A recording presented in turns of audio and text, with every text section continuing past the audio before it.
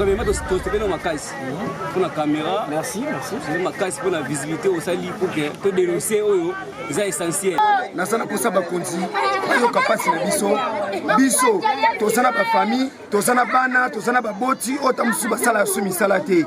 Biso toyoka na wote to luka. Mo 3000 4000 toyoka ko luka wana esunga ba famille. Donc batika kumira so takasiri na wonzina ba héros yo. Tolembi. Biso to sepe to biko loka jemia ya pona ba kuluna. To sepe laki. Mais o komi lelo basinga bilamba komi ba kraka. Mais combien de bilongo to yebike? Balwangana mais tongi bana bango avec ba frère. Yango toujours biso to bi bon biso to tikate lokola bazo koka bango te. Na ba pasteur na bino bokene bekisi. Biso sko police, de charge ya ba pasteur. Do sala sko opération ko biko. Nini mwana? Oye ko luka nini pa ko oyo. Apopelaka toujours plusieurs fois na jigoro. En plus c'est ça. Soki okangiye mama na yako ya lobaka ke no aza kuluna te na tindaki mungwa. Mais au contraire termine na ko na ko asalaka ba acte. Baza danger pour reposer ba acte. Eh bien, mesdames et messieurs, bonjour, très chers téléspectateurs, beauté de partout où vous êtes.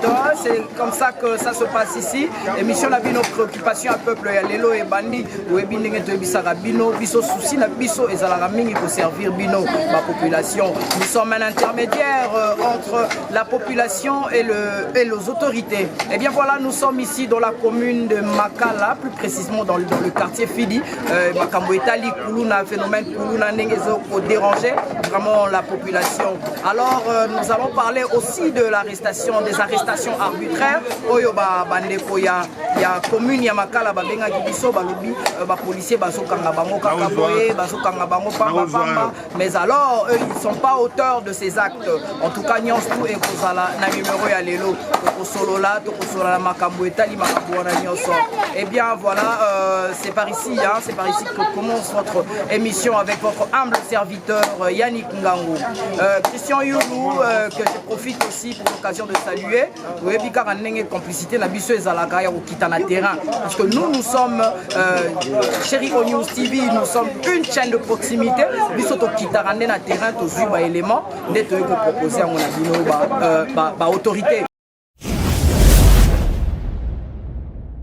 Eh bien voilà, très chers téléspectateurs, Kakande Naibisara Bino, Yannick Ngangou et Bino Yeyu, Molobelia peuple intermédiaire entre population et autorité. Tout ça, on a commune ya Makala, quand on a annoncé na début de l'émission, jeunesse, Babenga Gibiso, Batali Balobi, Tobenga Nani, Tobenga Yannick Ngangou, à travers Chéri O News TV, pour na kozwa souci na bango, pour transmettre à moi et Bino autorité.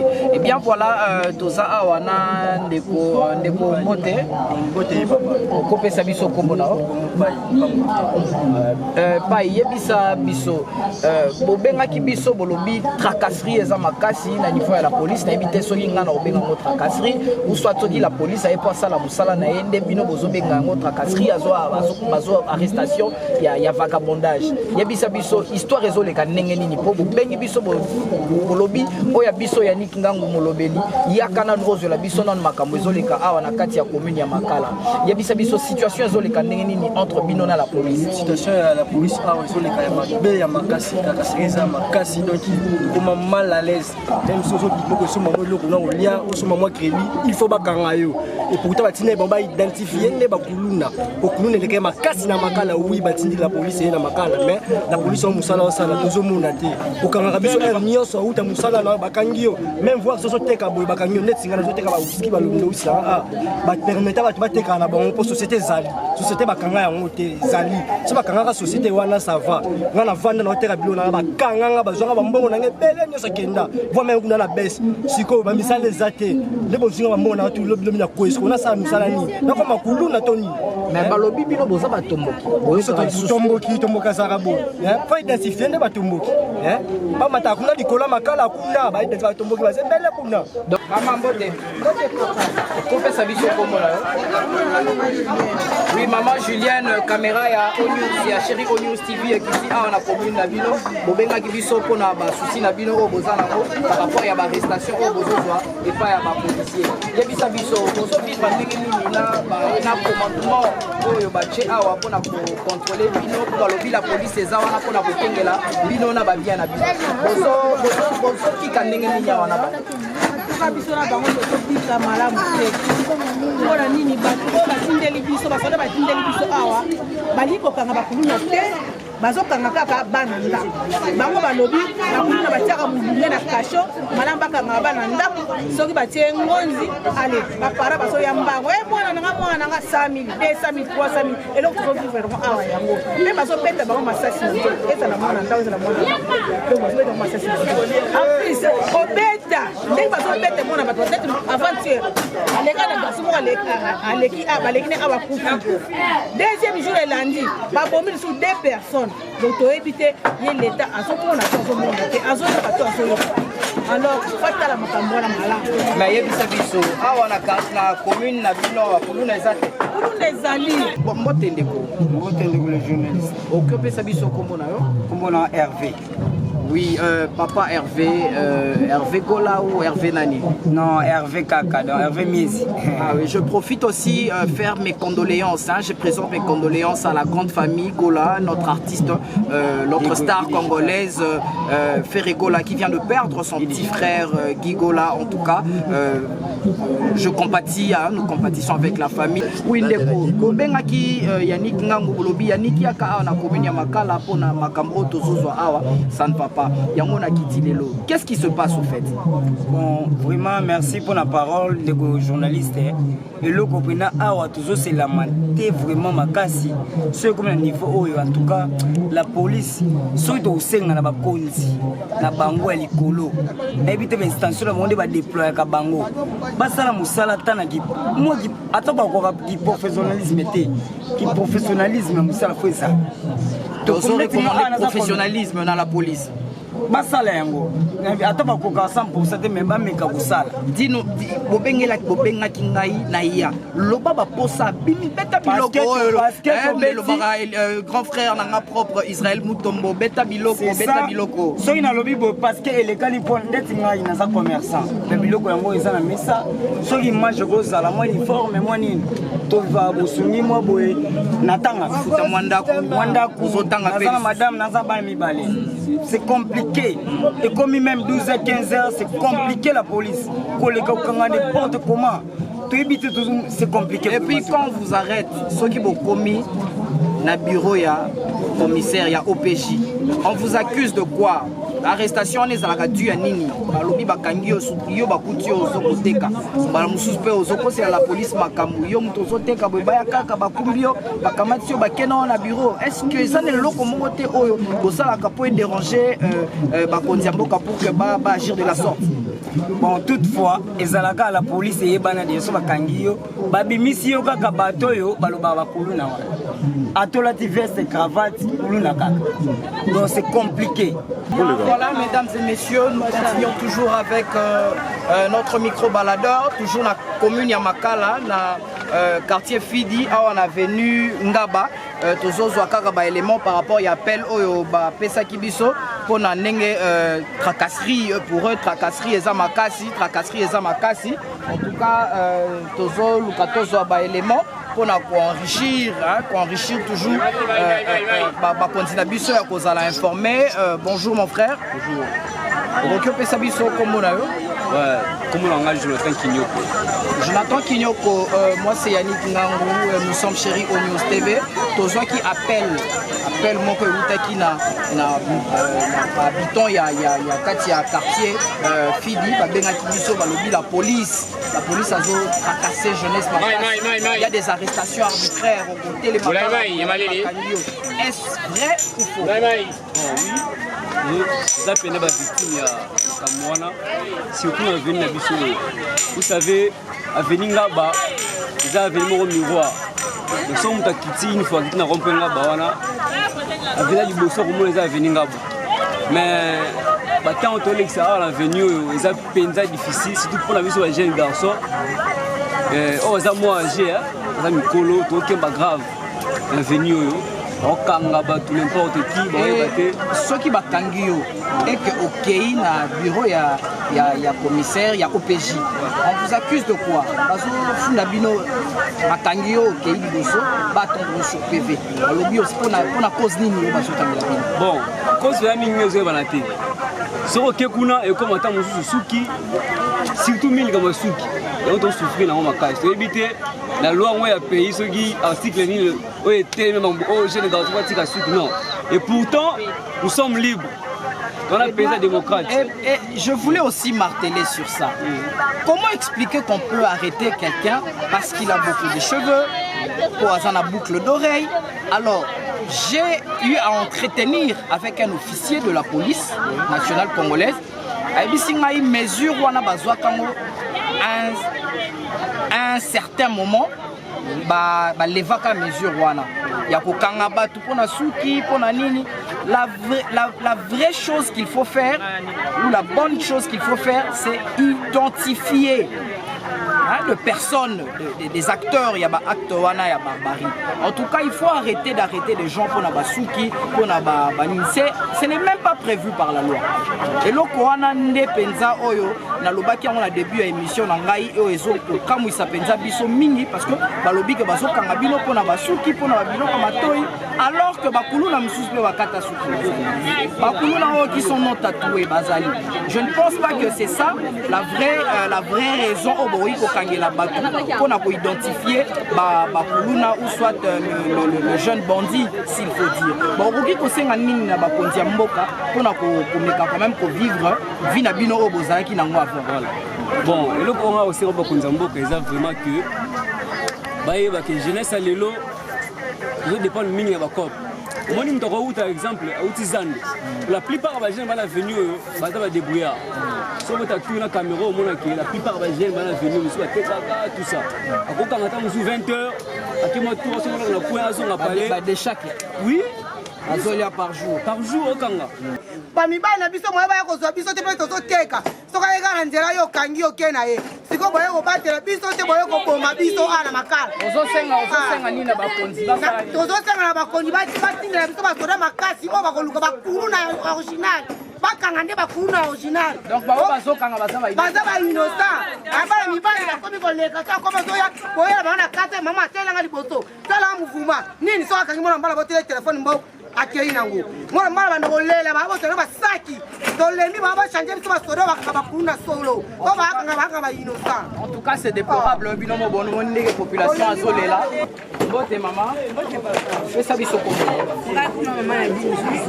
mama na dinzuzi biso tozali émission de préoccupation peuple donc biso toyaka na terrain tozwi souci na bino que tu transmettre en moi pas bakonzi parce que émission OESA suivi de partout même le chef de l'état aussi lui-même aussi suit cette émission. Alors, les bisa bakonzi souci na bino ezali ni na ndenge bozobika na bakonzi awa na commune ya Makala. Bon, merci papa. Souci la ngeza boy. La mitu to teni ana so monike chienye ki awa. Ya je.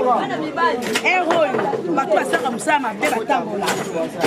O ba leki awa, musu ba uti ba chaye, ba porter, ba to luka mbongo ba kangi ba passer le côté.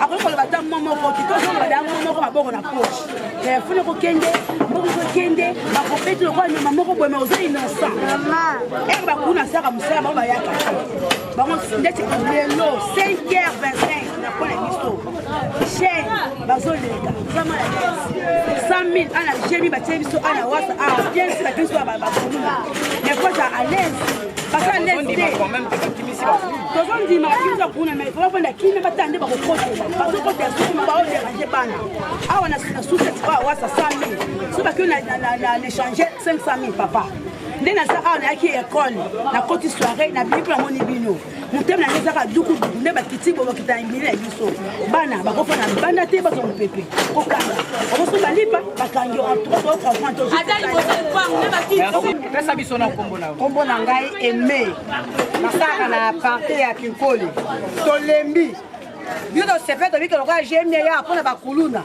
to sepe laki mais oyo komi lelo basinga bilambe komi ba kraka kokota bato tina kata ba chambre bana biso ba fanda libanda te finalement ba ki kotia kimia o ba ki ko déranger biso est-ce que tozona ba sac ba mbongo o to bomba kaso bo kangina bana na bato boki boki bango na ni échanger $400 $500 ba kulu na o bango bazo luka bazala ka lisusu te est-ce que président Tshisekedi azomona te makambo zoleke na biso yebisa lobali loba moko mokonzi mboka nali na mokonzi mboka tolingi kimia na bana na biso bana bakomela kokima na place tozangi kimia na mibali na biso bana bazangi kimia tosengi président ayokela nanu maloba bamama po tolembi kombo na onani papa chanda occupation na eza nini sisi na eza nini sisi na vraiment la kimia ya makala aja kutumeluka ndio bosa na bopeshi ordre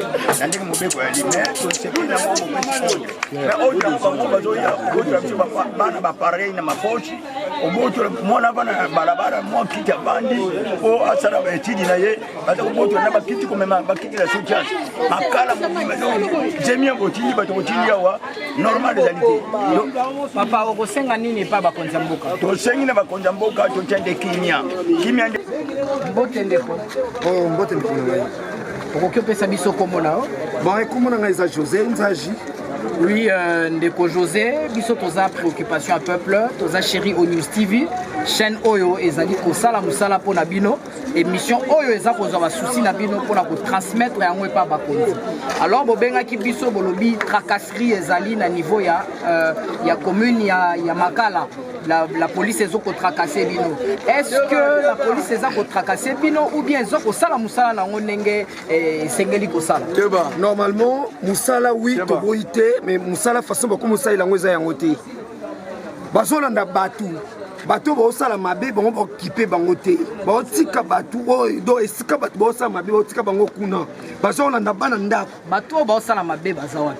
Ba yebi likolo makala kote ba bengela bango biso to likolo makala te quand même. Baosala mabe kuna mais chose grave bakomona na bato tina kata bandako ata moto akimi ayebi ke nono azokima mabe alande tina kata ndako ça n'a pas de sens 17h ozoya kokanga motu et c'est 17h bakokanga motu bakanga bato na ba R15 et ça n'a sens quand même bon okoki kosenga nini na bakonzi solution nini o bakoki kozwela bino mesure nini bakoki kotia pour que lobi bobika la kimia bozonga ndenge bozalaki ce qui est important pour ngai ba faire décider ba yosala musala koto ba policier te baza miyibi mais faire décider musala na ye ko défendre yo na est non ba mi la biso ne ba faire décider koto ba policier baza miyibi en plus même mi la biso ba éclairer ba kuluna ba ngone mokanga biso Becleur et banani, Becleur. Becleur, on va sauter en tenue civile sur la biso. Mais si Sikoyo na 17h oyo, bato le kotaka Sikoyo. Becleur, ça n'a pas été quand même. On est conscient à la bakonzi ça. Nasana pour ça bakonzi, bayo kapasi na biso, tozana ba famille, tozana bana, tozana ba boti, otamsu basala sumi salate. Biso toyoka na wote to luka. Mo 3000 4000 toyoka ko luka wana esunga ba famille. Do batika ba so ta kasiri na wonzina ba euro. Ce peut-être 19h, 20h, 21h. Ou est-ce que ça 21h? Na on a sauvé quand il y a besoin de réaction.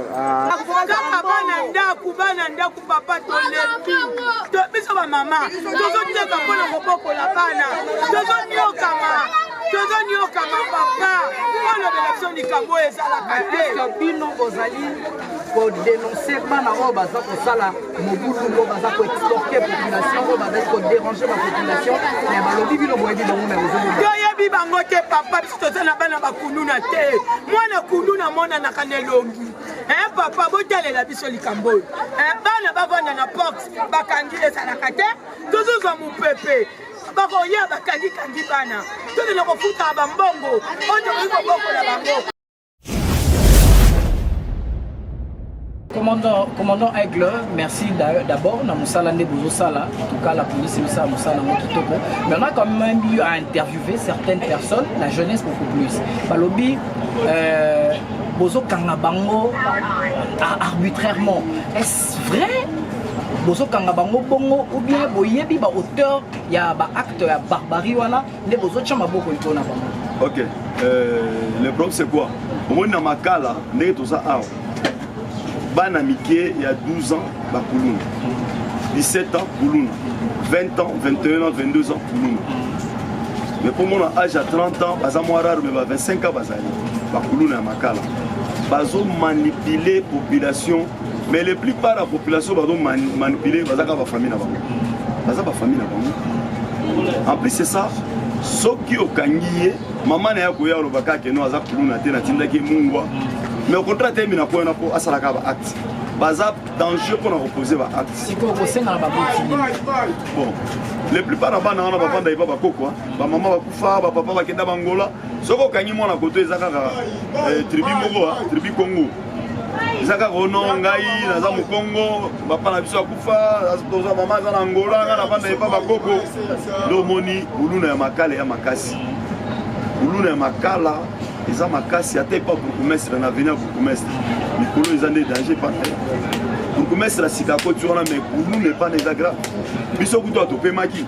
Mais 2 jours, 4 jours nous a toujours aux aguets. Nous avons une mesure. 4 jours nous bimba to zali atola la kalibanda pour Koulouna liki. Général na bango mo oto kukufa. Auto kukufa wana ko ba matisa ki pété. Aba matisa pété. A sali ba démonstration c'était samedi le 15 en manifestant na baninga na yeba botola batu na ndenge ya mukete ba promettre ba forfait moko grave ba prenya ba awa ya marque na mati donc ko défendre ko peut déjà à sala action na kuna na batu na muto a bomake to yeba ité mais biso to yé to intervenir poto tchakimia balandi na biso na ba machette plus de 200 personnes. Oh, mais on est en bataillon mobile. Si vous avez plus de 200 personnes, oyo balandaki biso bazalaki bana ya ndaku po Koulouna makala baba na ndaku. Allô? Plus de 200 personnes. Balandi biso ti na poste na biso awasa. Osa na bango ezani ni batumba poste oyo.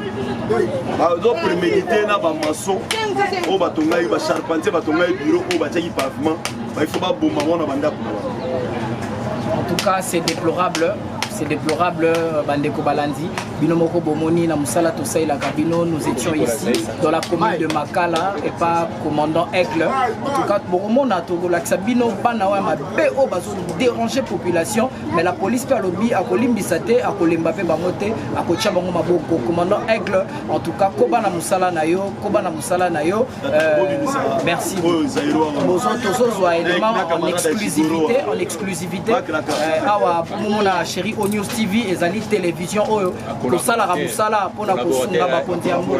Eh bien Bandeko Balandi nde bozomona en exclusivité tozawa na commune ya Makala et pas commandant Aigle oya Tchaki Maboko na bana moko bazobenga bazairwa o bozoka mikolo yo bazairwa ba shopisho banani tokoyoka bango. Si qu'est-ce qui le motive bozomona en exclusivité awa na chérie News TV chaîne oezo pesa information oezawa la population. Master Mbote. Chiloba mo makasi Mbote. Comment on a Galvani au commis et pas commandant Aigle pour na kolukanini. Au sala musalani. Commandant Aigle aye kaka logo za porteur de akali. Bakanga ki okaka ba vie o basala ka. Yo za zairo zairo beti pour la kamuni. Est-ce que yo botama na époque zairo to na mais siko yo zairo na nzoto ne volcanique. Rebelle. Ah. En tout cas, comme on a Aigle na musala zo sala a pe to moni. Master comme on a Aristote, mais toi tu es encore gamin. Aristote, oye ko lukani n'est pas comme on a Aigle. Papa, sana ngapo na sala na wako nga bani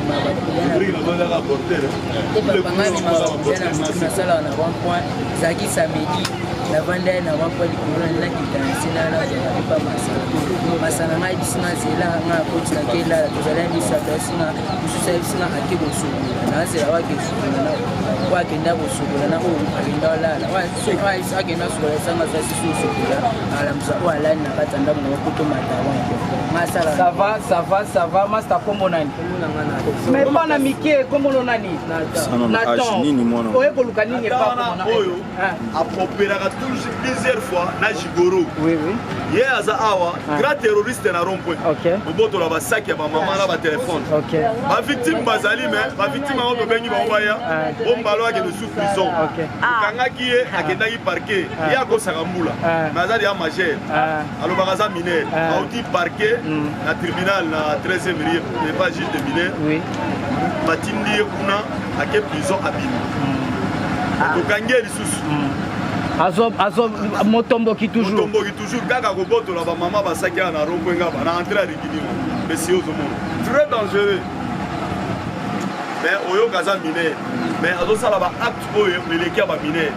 Mais mota modèle wana éviter Zambé kaka sunga pona mboka na biso pour que liboso pona ba modèle. En tout cas, merci commandant Aigle pour la disponibilité, pour la Moussala au Bozo Sala. En tout cas, Binomo Bozo Mona en live, ce sont des jeunes gens qui extorquent la population, qui dérangent vraiment la population. On n'accuse pas au départ, mais à le voir, aux hommes plaignant pour la Sala.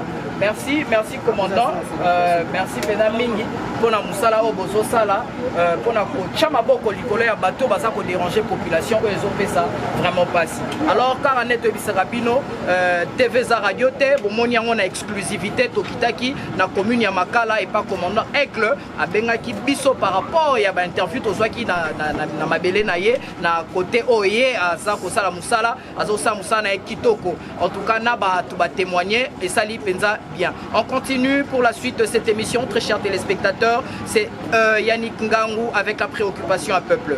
On continue. Bonjour. Ok, bonjour monsieur journaliste. Ok, moi c'est monsieur commandant Delta Force. Commandant Delta Force. Comment on peut mener commandant Aigle? Comment on peut mener penza pression, pression pour la Hollande la bana oyo par-ci par-là pour la Moussala Moussala bino na ndenge sengeli. Dis-nous un peu ndenge ni zoleka na bana oyo bazo kotumisa population mikonia. Ok, au moni bana oyo bazana makala plupart bana oyo to kaka ke mama lobi mona oyo to comprendre ete ana misala mabe mona oyo to pekisi ayo kakate mona oyo ata to teye ayo kakate mona oyo to sali boy to ke église ayo kakate. Alors yango biso do jouer ce rôle na ba place ya ba pasteur. Donc je vais ce rôle là va pasteur. Yango biso sikoyo so to ke to che maboko ya kwa to bikola ba mo. Le to ça la opération ko bikola. Po ba pasteur na ba parents ba koko ba mama ba koki ba mote. Même so comme so to zuie o ka mona komi na papa limi sangai na sa société bolimi sangai na sa société na tiki to ko tele mana kwembo to ko boto na boye to ça la société. Alors yango monike de zo la ngisayo bon exemple ya mutu. O mona ekiri ya bazairwa. Do la kisayo bazairwa. Okomona bango okomona bazairwa yango moni continuer toujours de tout ça na Aigle ça na Moussala biso ko za na opération ko bikola so to cholo boko to bikolo yo ko cholo boko na biso biso simbi yo so ki to zuyo donc yo moko okomona ba kobité on passe la koti papa boli misangai to lini oki opesa baboti oyo baboti bana baboti oyo to le kaka baboti oyo kaka baboti oyo ndenge tozoleka epa na bango kaka bango moko boka papa tolembi kuluna awa kuluna moete tolembi papa tala baboti tolembi siko komona ko pusana musumu na bi oui maman lo ba bana mi bale bo bemba kuluna pour pas maman lo ba lo beso tolembi bana mi bale ba kuluna kuta micho bakimi bazawa te maman bote ya bana na bino kopesa bana conseil bofanisa bana bandafu bote ya bango bote papa biso bana sura kuluna te mais combien de bilongo to yebike balwangana mais tongi bana bango avec ba frère yango toujours biso to bon biso to tikate lokola ba koka bango te na ba pasteur na bino bokene ba église biso sko police de charge ya ba pasteur de ça la sko opération ko biko to suyo mona tatoli te papa boli bisanga na ça la société yango mo jusque là to continuer opération na biso ndenge to sala yango la ngenda la sabino beti bazairwa bokomona bana bazairwa en exclusivité pour mona bana o bazali ko extorquer population bazairwa na ebité toza na Zaïre lisusu te to koma na RDC mais comment expliquer toza na Zaïre bien abaluka na moi apesa biso boye po moi yango na contre jour na boye Ok. Baluka na moi, merci. Master. Kozo ça y est. Moté. Zela. Kombo na Zela. Minute. Azana. bato omona lelo gene asalaki kuluna asalaki yaki ne bagene oyo ozomona nde baoboma lobi na biso ya lelo nde bagene bazokata bato awa na bapont pasi pala ezoyeba position na bango te oyo bazobenga banoko nde babanani baluka mbongo esika mosala. Merci beaucoup.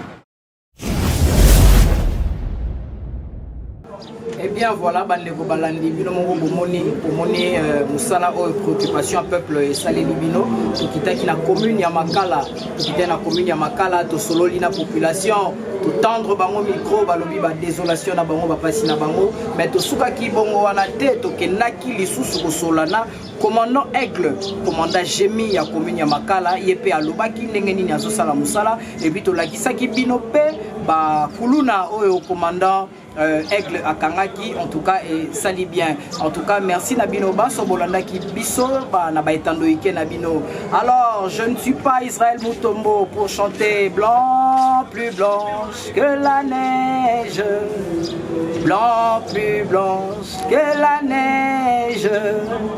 En tout cas, je l'apprécie beaucoup. Grand frère, félicitations dans Moussalo Salaka. Je ne suis pas John Kabamba.